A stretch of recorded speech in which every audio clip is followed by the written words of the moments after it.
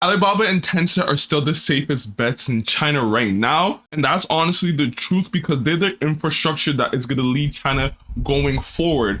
When you think about AI and the growth of AI and the future growth of cloud, infrastructure is in Alibaba right now. They have the most market share in this growth industry, as well as e-commerce. They are focusing on these two factors, mainly e-commerce and cloud.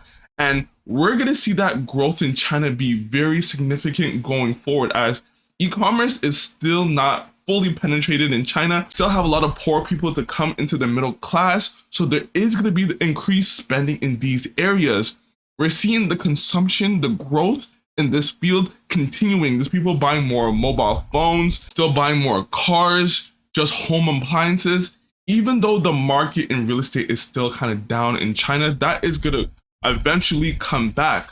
We still have Tencent. Tencent growth is still important for the future growth of the Chinese economy as you're looking for payments. And just like the whole social network is ingrained in Tencent, we have gaming as well. Gaming will always be a continual growth factor for Tencent. Payments, the social aspect, the social network, communications. Those two bets are still important for the growth of China if you believe in the growth in China. Because remember, they're growing still 4% for the Chinese overall economy. As these bets continue, we still have a future for Alibaba and Tencent going forward. And I'm only bringing this up because I still see a lot of people talking about other bets in China. And as long-term investors, if we're thinking 10, 15, 20 years going out into the future, we can be secure in the Baba and Tencent bets. I know there's a lot of people saying PDD, the middle one. Their growth is fantastic. They may be growing faster, whatever it is, but the infrastructure, the companies that are gonna last, the companies that have proven itself, these are the 10-year bets that you want to make in these two companies as the valuations are kind of fair or undervalued, in my opinion. So when we're looking out, when we're making these bets, you have to remain calm, you have to remain grounded and think about these long-term bets going out into the future because we know the Chinese economy is cutthroat.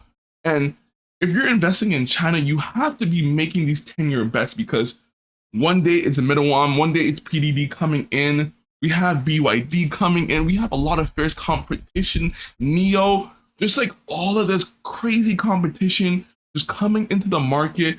If you're going to invest in China, you have to be able to project long term. In my opinion, I still believe that Baba and Tencent still have advantage in these sectors that are gonna grow the foundation of the Chinese economy as we have Ant Financial, WeChat, we still have the AI growth. So those sectors are just so like ingrained in the Chinese economy going forward as that's gonna play a big role in the future of China. So that's how I'm making these bets in Baba and Tencent and thinking about the future there.